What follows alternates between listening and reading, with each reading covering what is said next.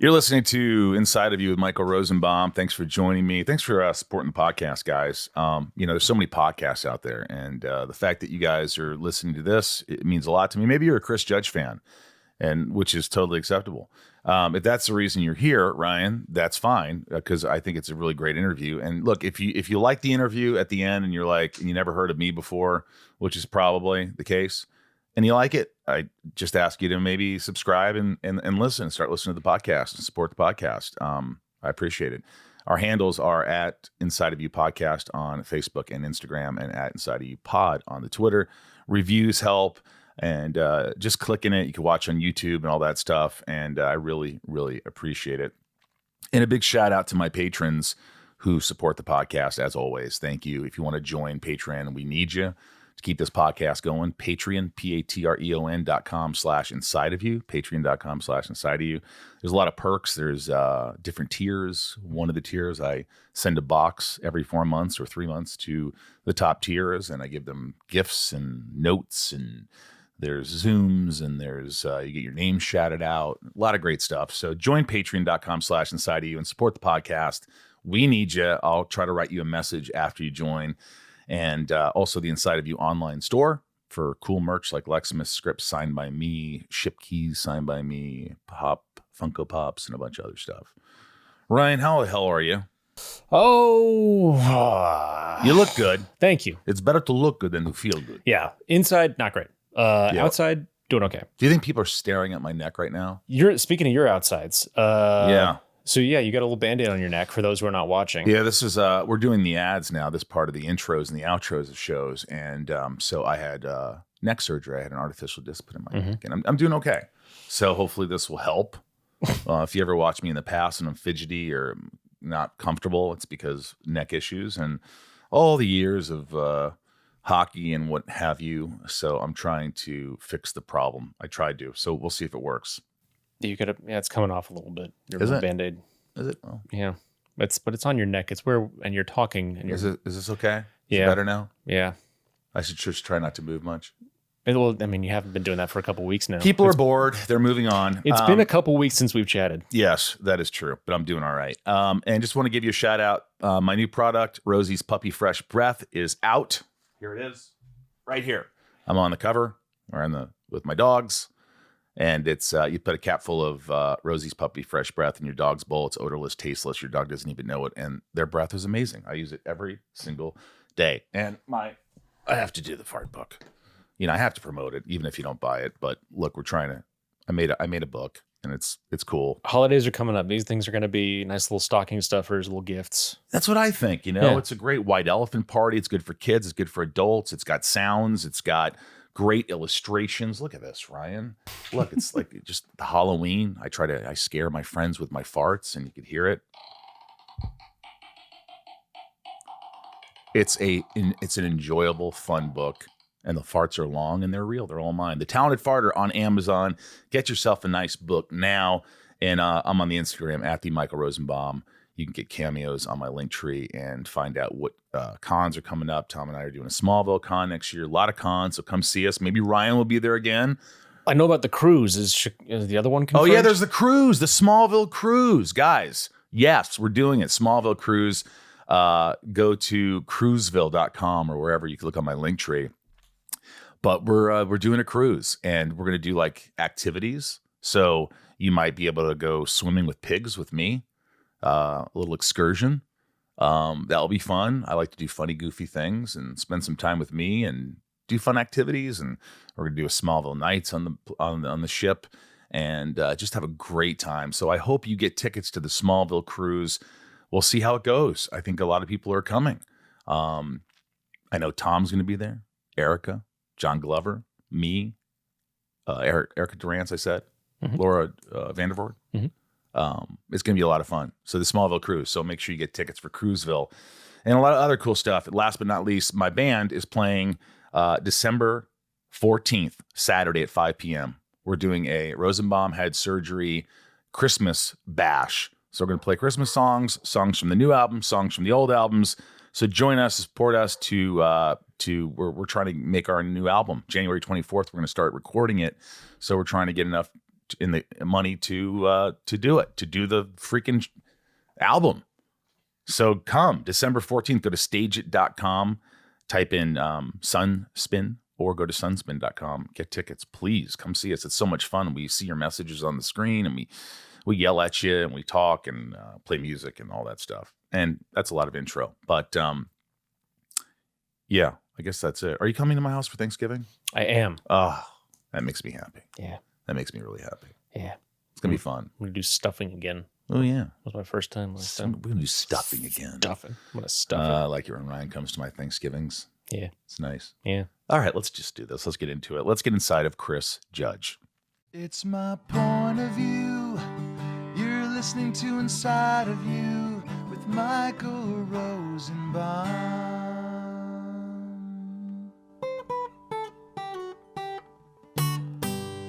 Inside of You with Michael Rosenbaum was not recorded in front of a live studio audience. You were really creative when you named him Chris Jr. It was a moment of inspiration. I actually said, I want a motherfucker to be just like me, but not quite. I want him to be just like me and more. How's your relationship? Great. Has it always been great? Yeah.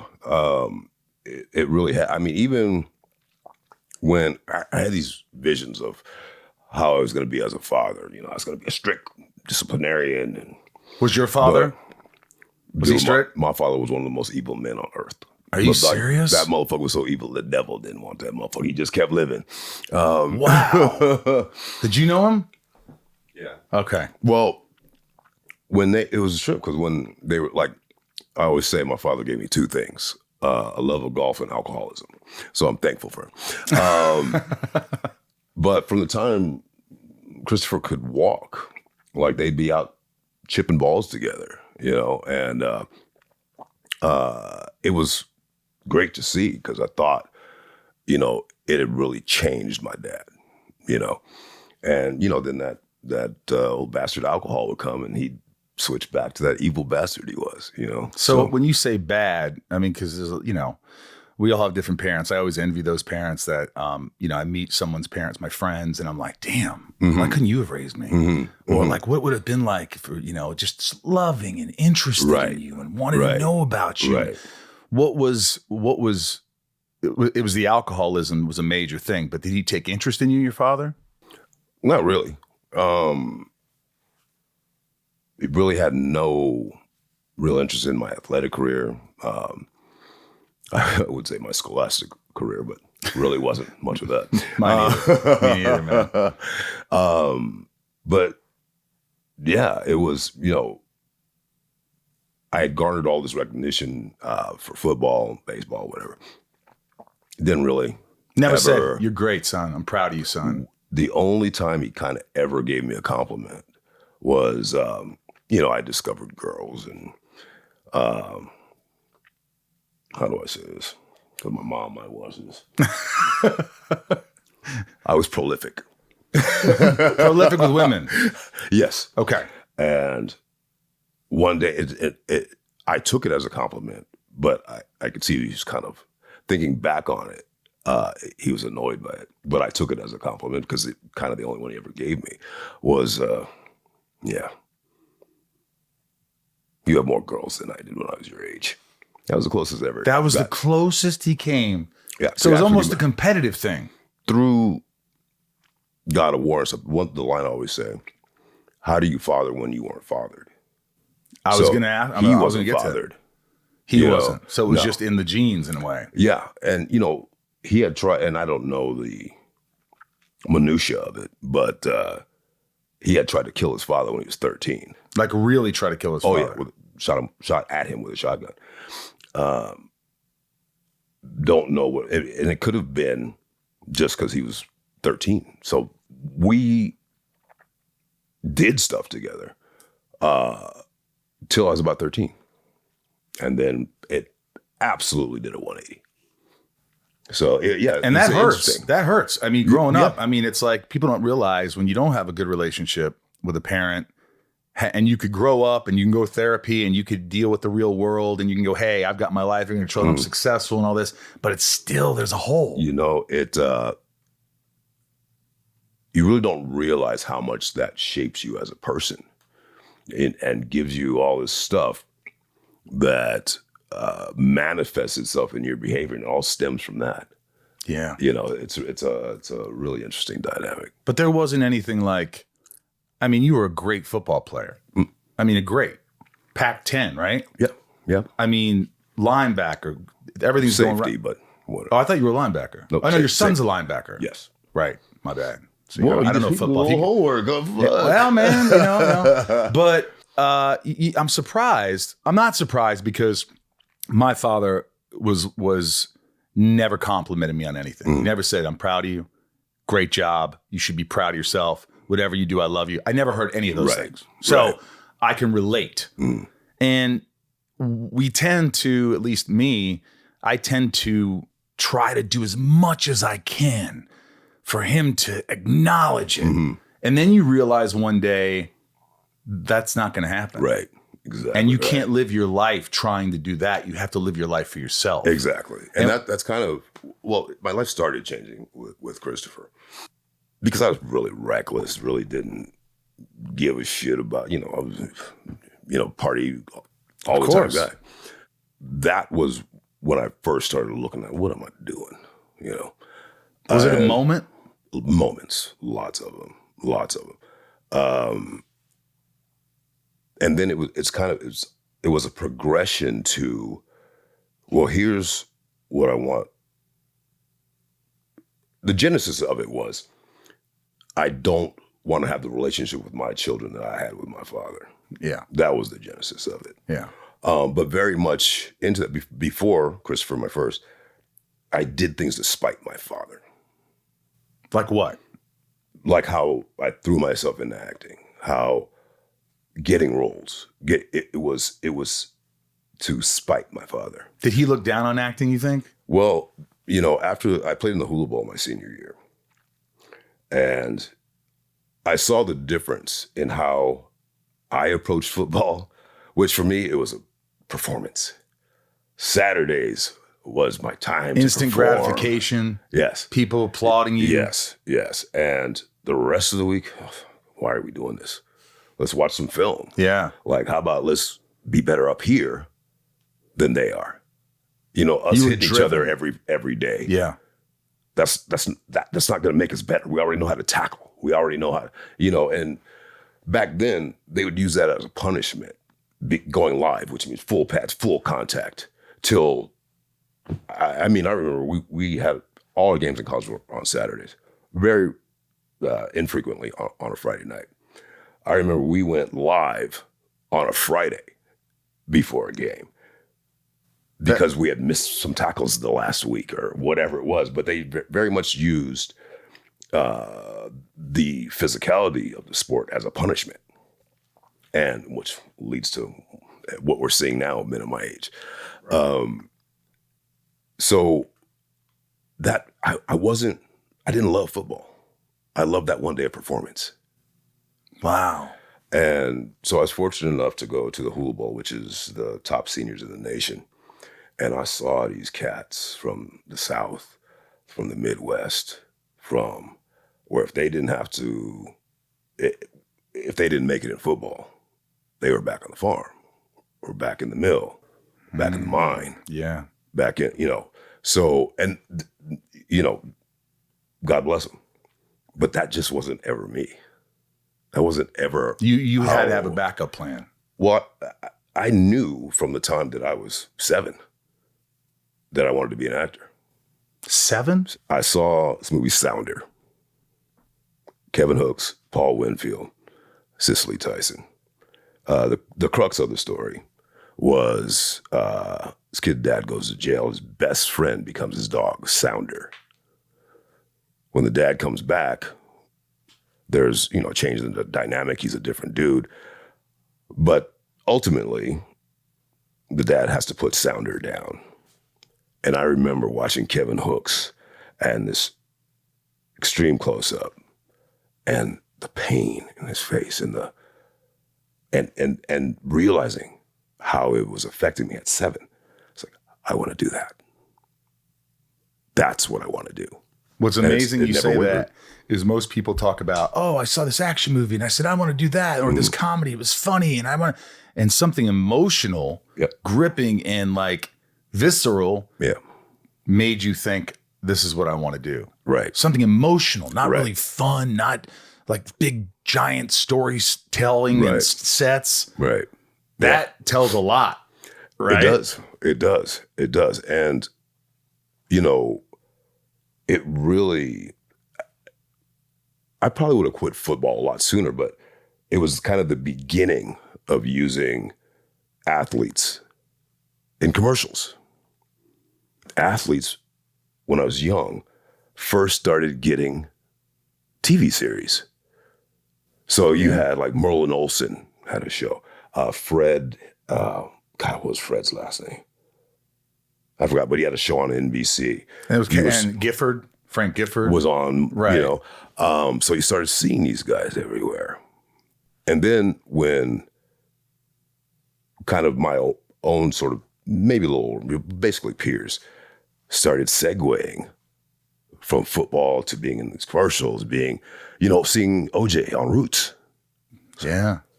Hey, maybe this gets me, because it seems like the quickest way to get acting gigs is to not be an actor. If you're an influencer, if you're this, if you're that, everything but someone who's trained to do. Yeah, I never thought about that, but you're right. And I saw that back in the 80s. So for me, football became about getting my name out to kind of circumvent the natural process of how you would get acting jobs. So you wanted to become the best football player and known more and more. A known football player. Yeah. That was the goal. Yes. If you were just a mediocre player or okay, this wouldn't happen. It wouldn't happen. And you had a personality. Were you controversial? Just a little? Just a little. Inside of You is brought to you by Masterclass. With Masterclass, your loved ones can learn from the best to become their best. Don't just give your loved ones something they want. Give them something they want to be. With Masterclass, they can finally become a better cook, writer, entrepreneur, or artist like they've always wanted. That's the gift of Masterclass. Gift unlimited learning. Learn from any Masterclass instructor anywhere on a smartphone, computer, smart TV, or even in audio mode. Help them use improv to overcome fears with Amy Poehler. Craft a stand-up set with Judd Apatow, or turn your passion into achievements with cultural icon Martha Stewart. And the classes really make a difference. 88% of members feel that Masterclass made a positive impact on their lives. This is such a great idea. Yeah. It's like you're looking at people that you really respect and have made it, and it's not people that aren't successful talking to you. It's people that know how to do it. And so you're learning from them. It's just a really brilliant idea. I see these ads all the time, and they're very good at they're like some good, very knowledgeable people I've come across. Yeah. I mean, Martin Scorsese. Yeah. Judd Apatow, come on. And there's no risk. Every new membership comes with a 30-day money-back guarantee. Anytime there's a money-back guarantee, you know that they believe in their product. Mm-hmm. And Masterclass is the only streaming platform where you can learn and grow with over 200 plus of the world's best. That's why Wirecutter calls it an invaluable gift. Plus, there's no risk. That's what I love. Every new membership comes with a 30-day money-back guarantee. Give your loved ones a year of learning with Masterclass. Masterclass always has great offers during the holidays, sometimes up to as much as 50% off. Head over to masterclass.com/inside for the current offer. That's up to 50% off at masterclass.com/inside. Masterclass.com/inside. But I was also angry. So Saturdays was also a place where I could take out my anger legally. And boy, did I. As a freshman, I led the Pac-10, back then it was the Pac-10, in personal fouls. Because if you said something to me, it didn't matter if the whistle blew. I was going to exact revenge whenever it was. You're going to get them. Yeah. Yeah. Absolutely. Do you think people started prompting you or trying to like get under his skin so they get penalties?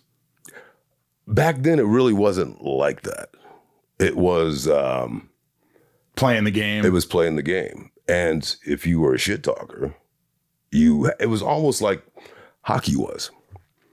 If you ran the star player, you knew you had to drop the gloves against their enforcer. Yeah. Yeah, you knew that.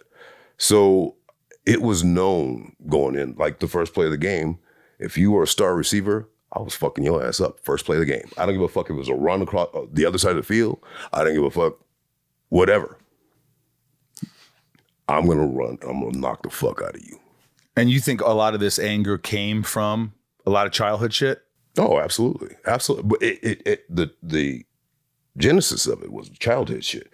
But then don't forget the social climate back then. I mean, we were not far removed from the civil rights movement. In fact, it was still the tail end of the civil rights movement. Yeah. We were, at that time, it was kind of the beginning of the ending of the middle class, right? So there was lots of people angry. And I had a place that I could deal with legally go out and do this and not get, you know, in trouble for it. Exactly right. I mean, you can get in trouble for it, I'm sure. I mean, 15 yards at a time, I guess. But how did you... 15 yards at a time. That should be your book, 15 yards at a time. But so with this anger and this buildup and this like, you know, hey, I'm ready for Saturday. I want to be around people. I want to get something that my father never gave me. I want to get gratification. I want to get attention. I want to show the world what I can do.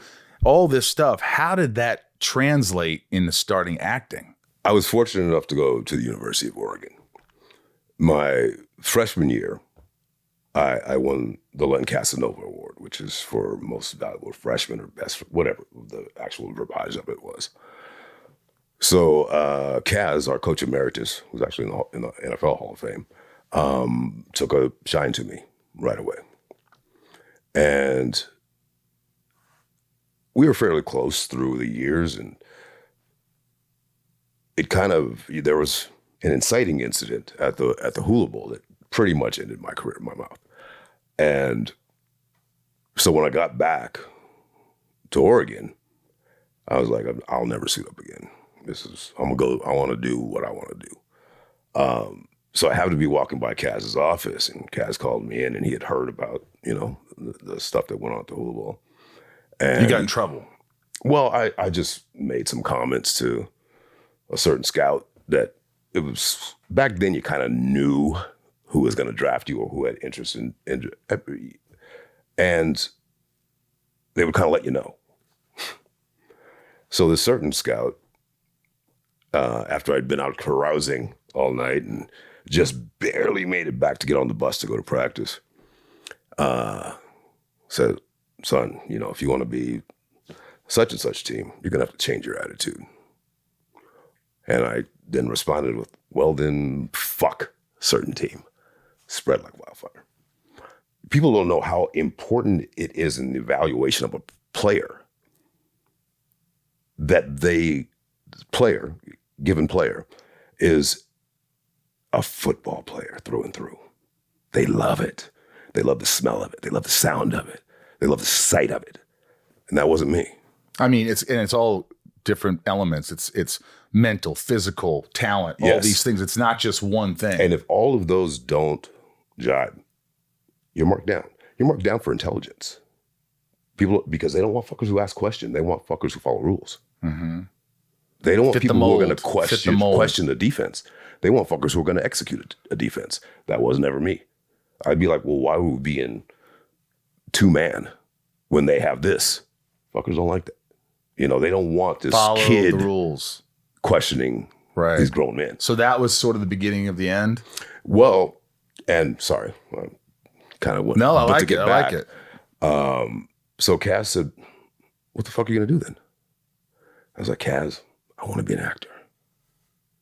And instead of laughing or rolling his eyes, he's like, really? Like, yes, sir. And you're sure of it? Yes, sir. Sit down for a second.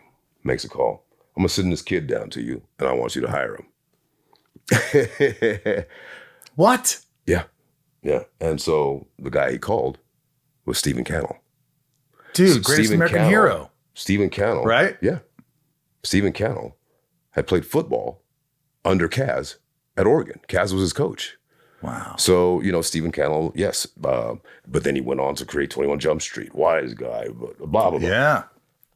And so that's kind of how I got in. And you didn't really know what you were doing? Fuck no. Did you ever take classes? Well, okay, so I went into college as a pre-med major. Wow. Because I figured, fuck, this football shit, who knows? I'll fall back on being a brain surgeon. That's how fucked up my thinking was. That's true. So I quickly realized I couldn't do the math. So I then was a philosophy major. And then I was a psych major for 2 years. And then I ended up with a telecommunication and film because I thought production. Yeah. That's how I can be around if the whole acting thing doesn't. But through that, we had to take performance courses along with writing courses. And that, I remember Grant McCurney. Grant McCurney was this little man who had just won a Tony. But somehow Oregon got him there, gave him tenure. And that's when I first started learning about that acting was the place where I could funnel all these emotions. And that was kind of I really knew then. I wanted, then I knew.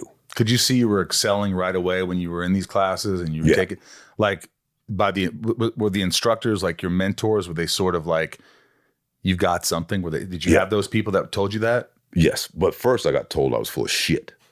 Why? Because I was afraid to be emotional. Afraid to look stupid. Afraid to fail. Exactly. And so because the idea of manliness was so different back then, right? If your love interest got killed, you didn't fucking shed a tear. You fucking looked at the camera and gritted, You're like, man, I don't cry. Yeah. But I was fortunate enough to have that, no, this is what acting is. Letting go of it. And they will manifest themselves however they manifest themselves. So that was, I had a great start. I didn't go and have to unlearn a bunch of shit. Yeah. I always say that the best actors are those that have had experience in terms of life experience. Absolutely. I mean, you came from, in a good way, you probably became a successful actor because of the shit you went through as a kid, because you could tap into that. And I wasn't afraid to use it. What you didn't have, the anger, probably second nature. Yep. You could probably just go, boom, oh my God, he's scary right now. Yeah. But the other end of that coin, the flip side of that coin is the hurt. I could access that equally as well as the anger, the pain. And, I've always said the best actors are the ones who aren't afraid to deal with their personal shit on camera. And where you go in that's up to the individual. But, for me, it's very transactional. I'll read something, we negotiate the deal. That buys them a certain amount of my pain. Wow. That's it. So, you were on a series for a long time. If you're not number one, you may have these great emotional scenes that really are written well and they really speak to you, but you are familiar with the edit. Right. So rather than being on you, dealing with your pain, they're on the lead, seeing his reaction to your pain. So you often feel cheated. Yeah. You feel like, why the fuck did I give them this? If they're not going to use it. Did you deal with that a lot in your life? Shit, yeah. And it was transactional. You have bought 20% of my emotional experiences. And I would never go above or beyond that. So sometimes in your career, there'll be moments where I could do this. I could go, but I know what this is. But I know what the cut will be. And you wouldn't tell anybody. No. You would just do it. How do you tell a motherfucker, you only bought 11% of my emotional life? No, but like I could say, hey, but they would say to you, hey, give me a little more. Can you give me a little more? I'd be like, no, I can't. That's all I got? It's like, that's how it speaks to me. What was the first break you say you got? The one where you're like, okay, I'm in this. I like this. Probably all the early stuff was when I knew I was in the right place because I felt happy. I love the hustle and bustle of sets. I love this group of people working toward a common goal. I love the majority of times the camaraderie. Mm-hmm. I felt happier there than on a football field. Did you ever deal with egos and revert back to that old FU kind of? Well, but see, the thing is, when I was young, I was big. Like you're a big guy now. Oh, I was twice this size. Really? Like what I weigh now is what I weighed in the 9th grade. What? Swear to God, this is what I weighed in the 9th grade. So I was a lot bigger. So you didn't have a lot of fuckers who like they would do shit, but I was still very much of I'll punch you in the fucking mouth. I don't give a fuck. I still had that mentality. Yeah, like don't mess with me. Well, it's just respect. Like right. I'll always respect anyone until you make me not respect until you disrespect you. Yeah, or someone else. Or someone else. Because that was never lost on me that with size or with whatever, you're obligated to protect other people also. That's a lot of people don't think like that. Well, my mom gave me that, Yeah, what was mom like? I mean, you had this father who was an alcoholic and difficult. Yeah. You didn't have my mom was the greatest motherfucker on earth. Without your mom, do you think things would have gone real south? Oh, yeah. Do you mind if I tell this story, Bubba? So, literally, my dad and my son were out hitting golf balls in the back. And so I think I told you, my dad, from the time he was 13, thought I was going to kill him or try to kill him. So he would always have a gun on him. Your dad always had a gun on him? 24/7 when I was around, always. So your dad? Yeah. Right. Yeah. So my son and my dad were on the back, and I guess Christopher had seen the gun, or so he went to, Papa, what's, and he slapped my son.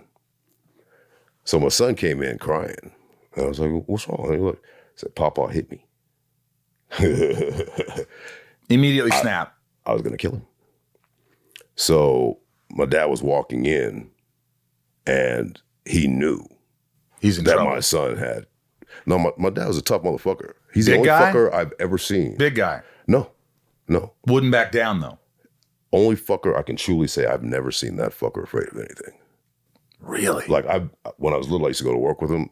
3-4 separate times, fuckers came in to rob the place. People are hitting the ground. What the fuck you gonna do? Like we got accosted on the street. Fucker came up, say, hey, do you have a lighter? My dad was like, yeah, or matches. My dad was like, yeah. Dude, fucker pulls out a gun. My dad says, you better be prepared to use it. Fucker ran off. That fucker was just not afraid of shit. So he walks in for the culmination. This is the culmination of what he's always thought. He's always thought he was going to come to this. So he was prepared. He wasn't scared. Of you? Fuck no. He wasn't scared of you? Fuck no. How old were you? Oh, I guess that you were in your, 30s? 20, my mid to late 20s. So he walks in. Yeah. And so we're squared off. So he's kind of got his hand. Did you say something to him first? I think I started to. I can't really remember that part of it. That part is kind of hazy because I was so infuriated that you saw black. I can't even really. Yeah. You saw. Yeah. And we're at that point where either I'm going to get the gun from him and kill him, or he's going to kill me. My mom walks through the door. She had never come home early from work, ever. And that day, she just sensed something was wrong. So she came in through the door and she looked at us and we looked at her, and my mom Knew. at that time didn't cuss. And she said, "What the fuck is going on?" And then was just like, so we were both so shocked that she said the F word. Wow. That we both stopped. So she got my dad upstairs and she said, told us to leave. So we got out. So I called my mom, and my dad was so drunk, he was on another line, and I guess he thought he had called me. So he's like, "Oh, buddy, I'm so sorry." And my mom on the other line is going, don't come back. Don't come back. He can't even process that she's saying that. He's trying to convince me to come back. So Why? to kill me.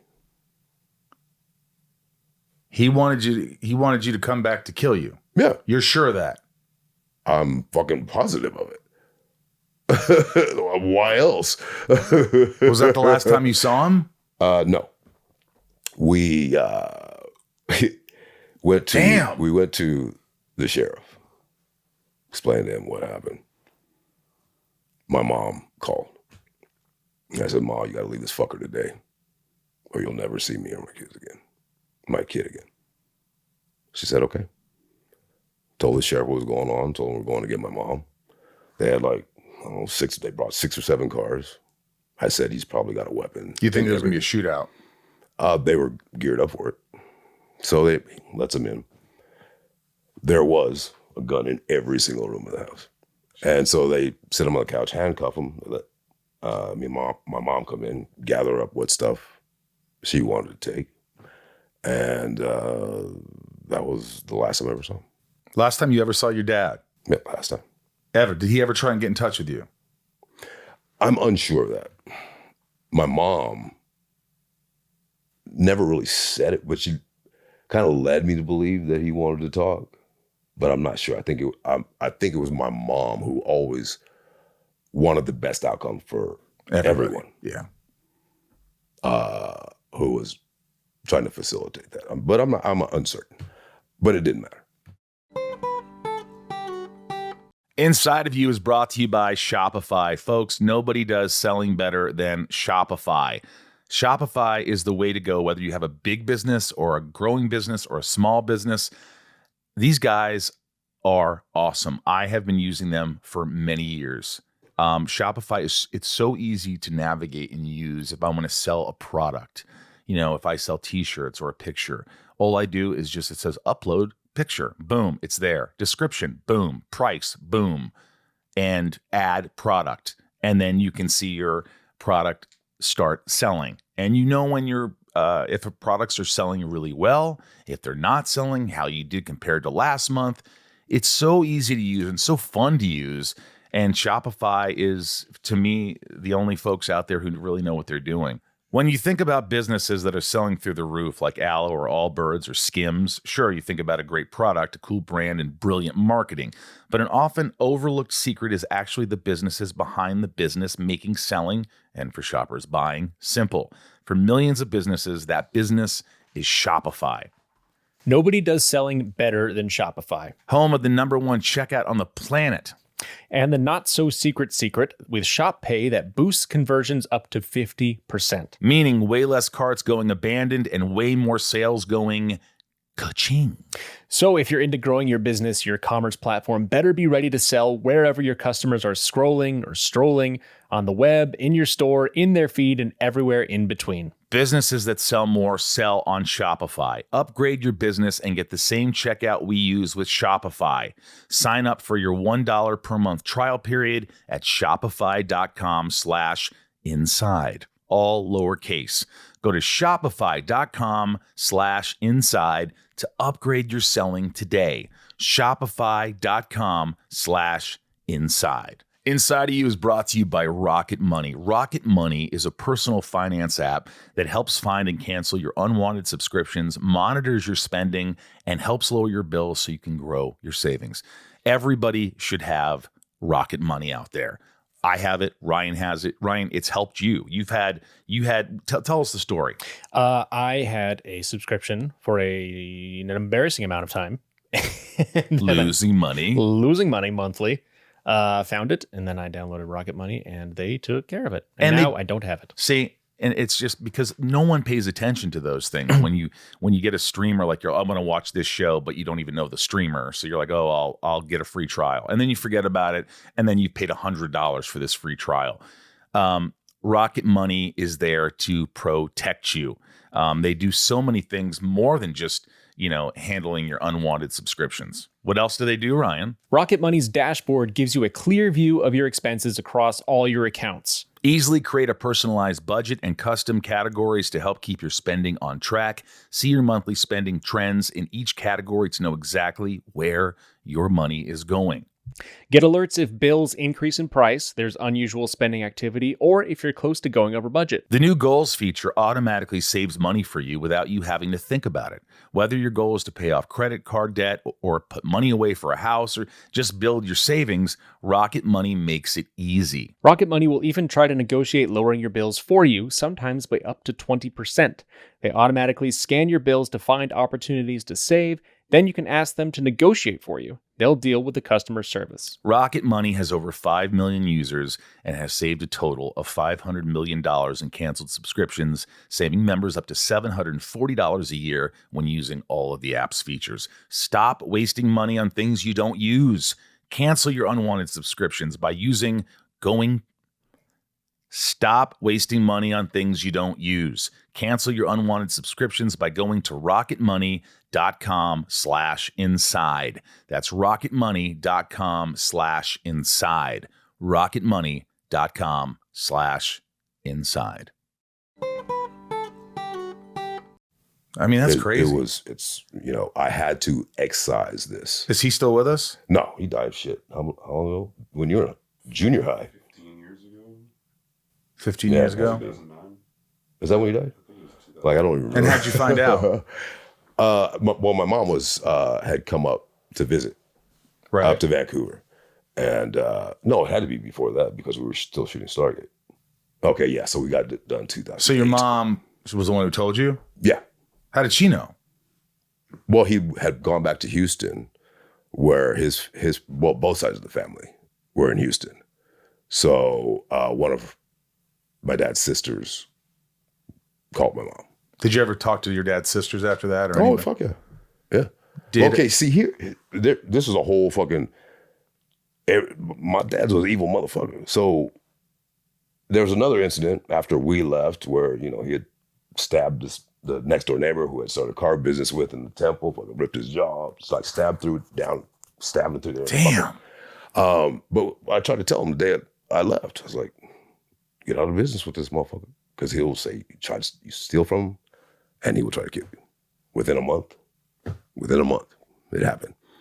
So when he went back to Houston, there's multi-levels to this shit. Yeah, the book. The reason 15 yards at a time. Yeah, right? Yeah. It would have been his third strike. But my mom used to do Johnny Cochran's payroll. So he got one of the other charges taken off, so it wasn't his third strike. Otherwise, he would have been in jail for the rest of his life. So, God. He goes back to Houston. Now, at that time, he's got 3 sisters and a brother who are still alive. None of them would let him stay with them until he got settled. So they knew. That fucker was born evil. So finally, his sister lets him move in. What happens within 6 months?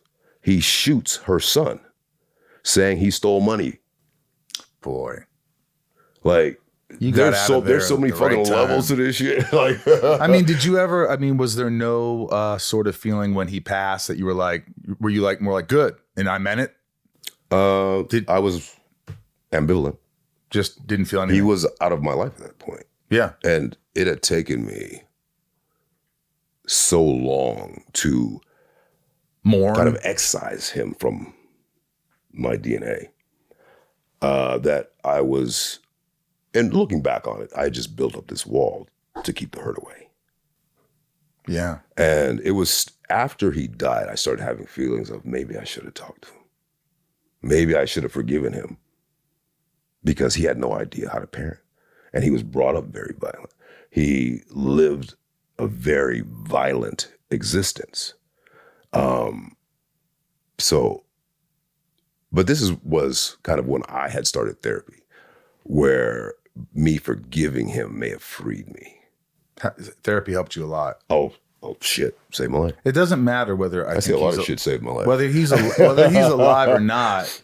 It's all about you. It's all about you forgiving, absolutely, and letting it go. That's what it was. And, absolutely. You know, I've gone there. I've gone to where I'm just like, I did this thing called EMDR, which I've talked about before, which is rapid eye. Have you done EMDR? About certain times in your life that you recall, and they weigh heavily on you subconsciously, whether you know it or not. And through EMDR, you pinpoint a specific time, and it is the most emotional thing I've ever. I thought it was out of body, and after that, I could think about these things, and it doesn't affect me anymore. Right. I think about it. I know that happened, but it doesn't affect me. It's like a big tree was knocked down, and a lot of little trees around it. Right. You know, and it's sort of like, okay, this moment, you know, and man, it's hard. It's hard having someone like that in your life, and then trying to go the opposite direction, trying to be a good father, trying to be a good person, trying to be good. You know, a lot of these things, it's a lot of these things are embedded in you, and thank God you had your mother. Absolutely. You know, in more ways, it's crazy. It's also too, you have to decide that the cycle, especially of violence, is going to end with you. Has to end. You know, I took a vow of nonviolence back in 2009, 2008. Anyway, and it was not too long after I'd done it. I've only broken it once. So really, so in 16 years, whatever it is, you've kept it at bay. Yep. Is it easier now? Oh God, yeah. I mean, I just have such a different outlook on life. So someone says something to you, you don't respond. You're just like, I don't need to deal with that. I have this thought when I say something, I can't determine how it's received. When someone says something to me, I determine how it's received. Yeah. So it just really doesn't.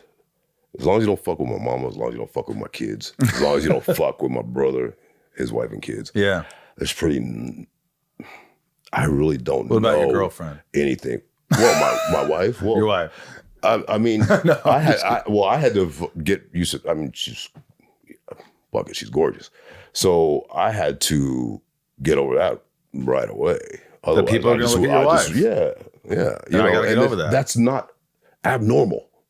That's a good thing. You know, as long as it's not creepy and disrespectful. Yeah, but even if a motherfucker did get creepy, I would say, hey, bro, you know, it's my wife. Yeah.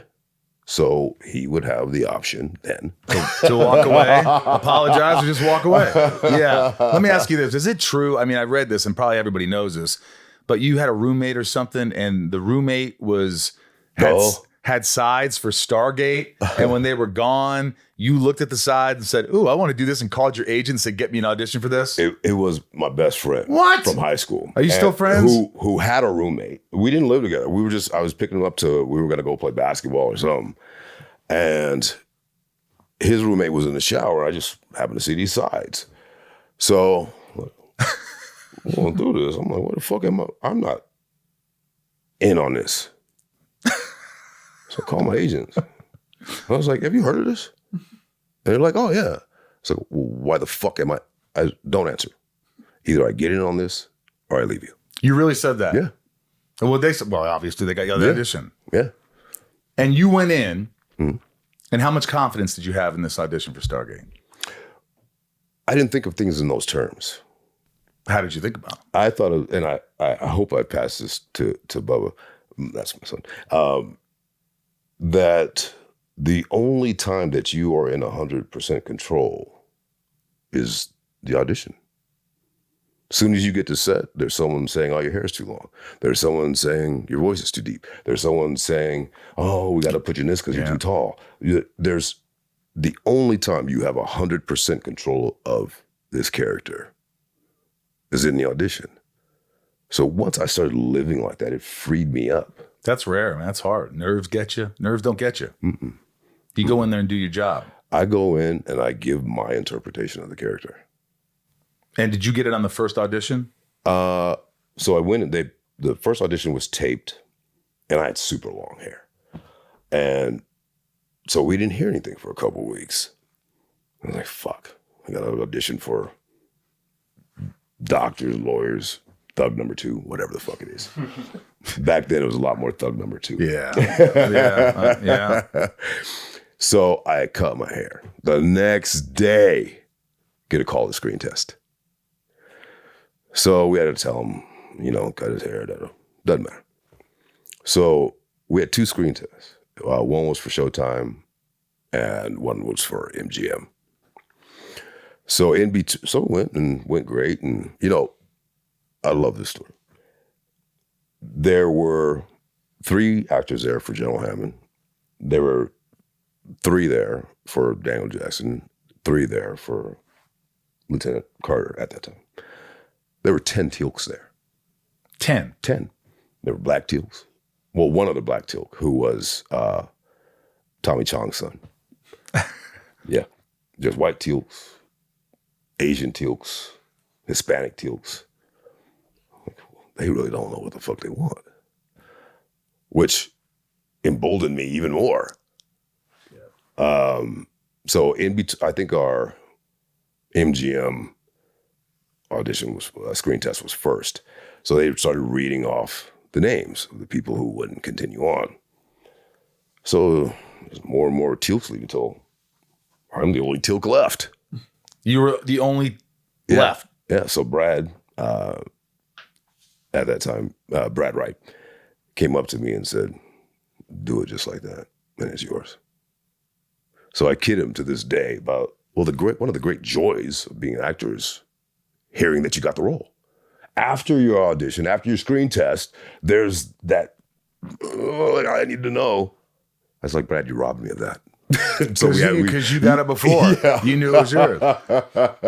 Man, and you did how many seasons? 10 seasons, and then 2 movies after. 10 seasons, 2 movies. You wrote like 3 or 4.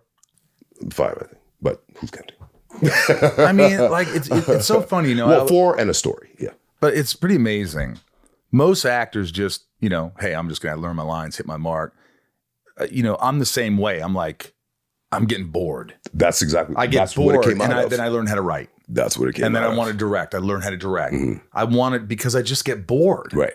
Doing one thing. Right. I've got to do a bunch of things. Right. Even if they're not successful, I just feel like I'm trying new things. Yeah. So how was that? Did you write an episode without telling anybody? No. It started because, after 4 years of going to all these planets, motherfucking the inhabitants of the planet would either fall for Jackson, O'Neill, or Carter. So I went to Brad and I was like, I go out at night. This is going. And, I seem to be pretty successful. But on this show, we go to all these planets, and not one motherfucker has a thing for Teal'c. And so Brad kind of, made him nervous, but he admitted to me that MGM wanted to stay away from that. But here's the good part of that. He said, if you want that, you have to write it. So he opened the door to me writing. And how long did it take you to write this? Well, I pitched a bunch of stories. And so the story I wrote, The Warrior, and DeLuise wrote, that's Peter DeLuise, wrote the screenplay. So I went back and I said, okay, I want to do a script. I said, but I want to do it differently than, because, they have a writer's room. They spitball and they kind of break the story. Right. And then the actual screenplay is assigned to someone. I said, I want to pitch some ideas. And whichever one, if any, I want to write the screenplay. Ass to tits. Were they hesitant? That's something you could say back then. I wouldn't use that terminology now. Right. Were they hesitant? Well, it wasn't they. I mean, it was Brad. I mean, Brad was the head dude. There was no one else to go to. And it wasn't like by committee. If Brad wanted something, that's what happened. And he said, yeah. And that was the Changeling. And so I write it and we go on break. So I'm thinking I'm going to hear something over the break because I know Martin's directing. Martin Wood is directing. Don't hear shit. It's the Sunday now before we go back. And I had taken my wife somewhere. We had gone somewhere, but I was just in a bad mood because I hadn't heard shit. And so we get home. I have messages on the answering machine. The first one that I heard was Martin Woods. He said, man, this is fucking great. I was like, oh, thank God, at least somebody liked it. Second one is from Brad, and it's him giggling. And he's like, this is good. This is really, really good. And so, yeah, they bought it and produced it. Were you shocked? Were you just like, I can't believe this is actually happening? No. I mean, you decided to write. Mm-hmm. You wrote an episode, and these episodes are not easy to write. Right. You have to know the other characters, how they talk, the situation. Mm-hmm. It's not just, and the fact that, I mean, that's got to feel good that they were like, and that just, for you though, it just opened the door. You're like, here we go. Yeah. Yeah. And so it was, it's not lost on me how magnanimous that was that, because, I mean, let's face it, the reality of it is that's taking money out of his pocket, He's got plenty of money. But he's got fucking, yeah, fuck. It's okay. It's okay. But just to do that, to say, hey, we might lose this kid if we don't give him another outlet. But they loved it so much that you ended up doing all these episodes. Yeah. Yeah. That's huge. This show is sponsored by BetterHelp. Therapy is hugely important. It's been so important in my life. Ryan, you use BetterHelp. I do. So do so many people. And people come up and thank me because, it's not about major trauma. People with major trauma just need therapy. It's mostly everyone who's going through anything, and a good platform to talk to someone. And I really appreciate all that BetterHelp does, and I'm glad they're a part of my life. This month is all about gratitude. And along with everyone we're thankful for, there's another person we don't usually thank enough, ourselves. It's sometimes hard to remind ourselves that we're trying our best to make sense of everything, and in this crazy world, that isn't easy. BetterHelp can help with that. Therapy can remind us to slow down and take stock of just how far we've come in our journey, and remind us to take a really good look at ourselves and appreciate what we see. Therapy is helpful for learning positive coping skills and how to set boundaries. It empowers you to be the best version of yourself. And it isn't just for those, like I said, who've experienced major trauma. It's for everyone. If you're thinking of starting therapy, give BetterHelp a try. It's entirely online, designed to be convenient, flexible, and suited to your schedule. Just fill out a brief questionnaire to get matched with a licensed therapist and switch therapist anytime for no additional charge. It's easy. A lot of people, Ryan, are worried, like, what if I don't like my therapist? Well, you just change. It's so easy. You don't have to worry about that. So don't think that's an issue. Let the gratitude flow with BetterHelp. Visit BetterHelp.com/inside today to get 10% off your first month. That's BetterHelp, HELP.com/inside. If somebody said, hey, we're going to have Stargate return, we're going to do something, would you come back? If the money was right, let's say the story was right, or are you done with it? It took a long time for me to say I would consider it. I would consider it. You would consider it? I would consider it. You would consider it? During while I was doing God of War, we were, my partner and I were pitching a spinoff. Really? That made it through 3 different regimes. So in the however long it's been, I won't even count the strike year. So I'll start from, so I started God of War 12 years ago, 11 or 12 years ago. That's a long run. Yeah. I really haven't had many jobs. God of War is a huge job. No, many. Not big shit. My shit's some of the biggest shit ever. What are you talking about? Right? Yeah. I haven't had many jobs. They've just lasted a long time. Because Nothing wrong with that, by the way. But yes, go ahead. So this spinoff was about what happened to Teal'c and his race of freedom, because at the end of the show, they've gained their freedom. And they are now have inherited all this technology from those that they served. So what do you do? And my take on it was that basically, so, a lot of episodes, Stargate would be, so two of the episodes I wrote were about the Amazonian mythology. So it would be Stargate's take on the Amazonian mythology. So I pitched Stargate's take on Black Panther. So we, as this enslaved people, now had our freedom, inherited this technology, and now we became this culturally and technologically advanced society. So what burden comes with that? Do you help other people, or do you hide, or do you keep it to yourself, right? And so 3 regimes loved it. And then we were bought by Amazon. So I would definitely be interested in doing something like that.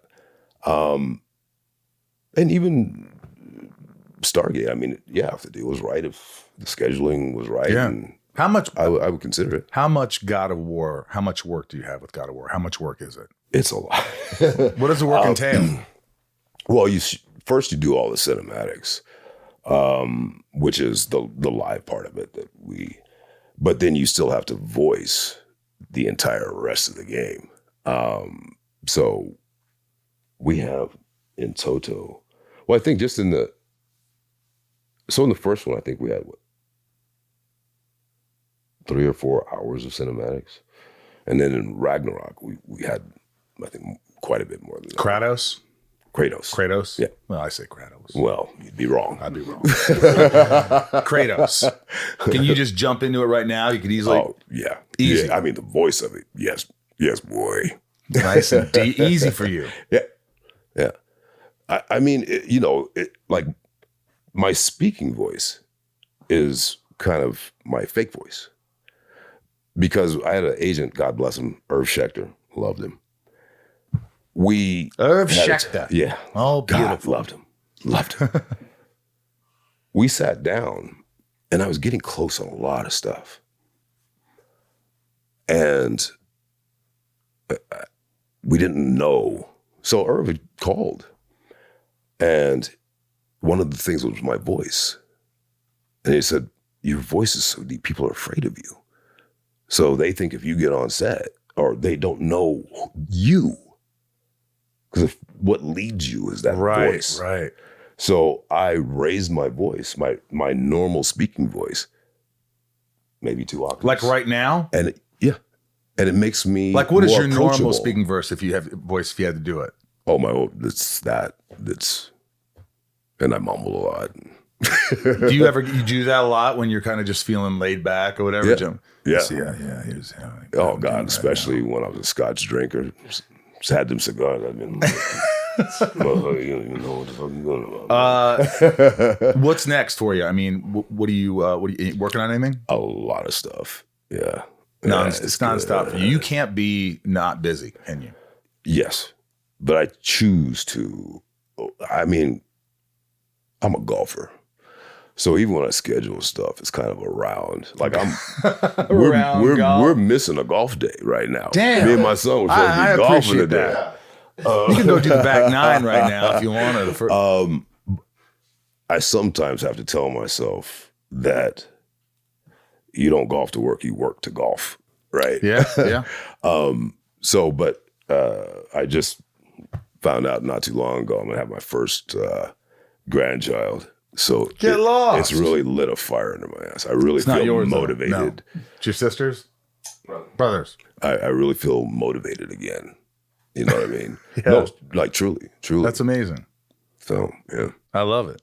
All right, this is called Shit Talking with Chris Judge. Uh-oh. Christopher Judge. This is fast. This is rapid fire. I have a motherfucking doctorate and shit. It's rapid fire. PhD, motherfucker. Patreon.com/inside of you. Join, support the podcast today. These are the top tiers asking question. Rapid fire. You got to answer them fast. Little Lisa, what's one of your favorite moments filming God of War what people don't know about? The behind the scenes camaraderie of everybody. You love it. I loved it. And the fact that they let me still be there, and even when I wasn't working, which is that's the first time in my life that I stayed on set when I came to work when I wasn't working. So you had fun. Yeah, great time. Don G, big fan of Stargate. Did you think the series was going to last as long as it did? We knew that there was a possibility. So we went in back then already knowing we were going to do 44. So when the pilot aired, they bought another 3. So we knew that if we didn't fuck it up, it was going to 10 years. No, but we knew it would have a decent run. Jessica B, you're starting your life again. What's the first thing on your mind that you do differently? Drink more water. You think that really helps? Yeah. I got to drink more water. No, I'm serious. My friends always say, drink more water. You got to drink more water. I'm not drinking more water. That's right. And but I want to also, what I would do from day one is work is never more important than your kids. Never. No matter where you are, because the time with your kids you never get back. 100%. William K., do you have a passion project you're working on getting off the ground right now? What are some of the difficulties you face getting it made?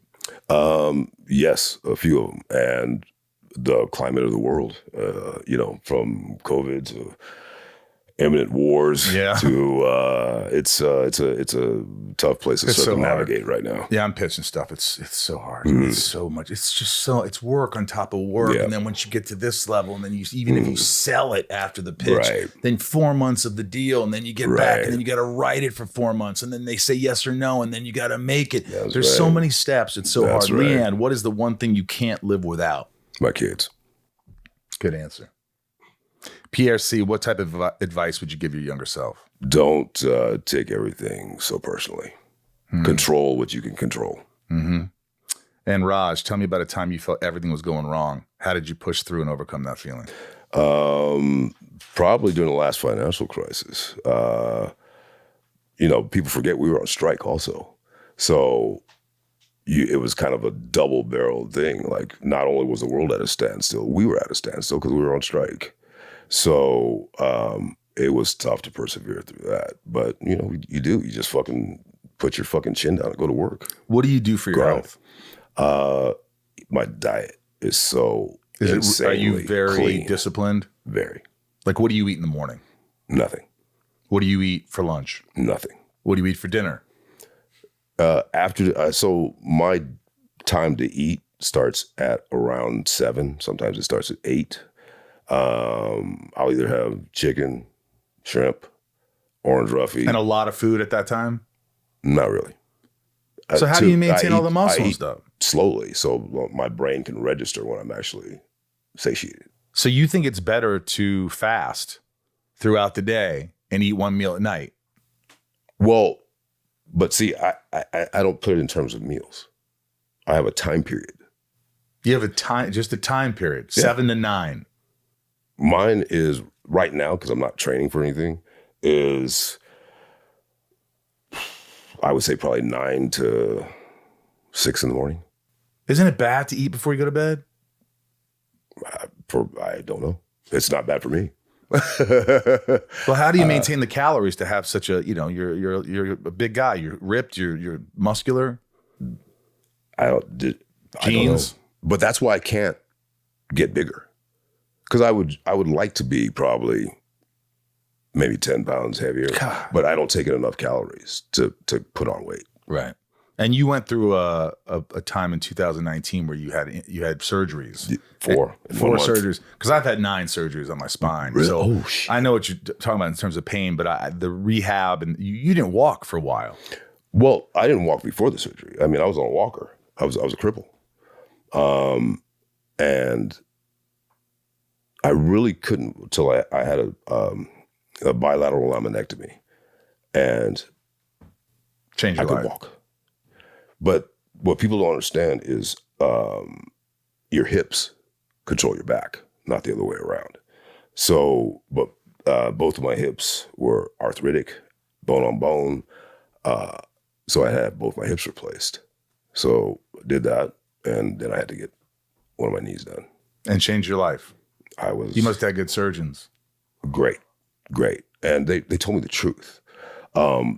Because obviously, so they had paused God of War Ragnarok because the first day I reported to film, I was in pretty good shape, but I couldn't walk without a limp. So I thought, well, we'll probably be able to fix it. They couldn't fix it. So that's when I decided that I have to have the surgery. There's no two ways about it. And so they said, okay, we'll wait till you're ready, no matter how long it is. And now you feel good? I feel great. Do you have to do rehab for it constantly? No, I haven't rehabbed since. So I did a year of rehab in September, October, November, December, in 6 months. So I would rehab in the morning, then do what was supposed to be my next day's rehab at night. And then so I sped up the process 100%. So rather than it being a year, it was 6 months till I was fully ready to go. You love doing cons? You know what? I love saying thank you. I don't travel as well as I used to, you know. Maybe it's because I don't drink on flights anymore. Yeah. Do you drink? No. You quit drinking? Quit drinking. What made you stop drinking? Drinking. I got 2 DUIs.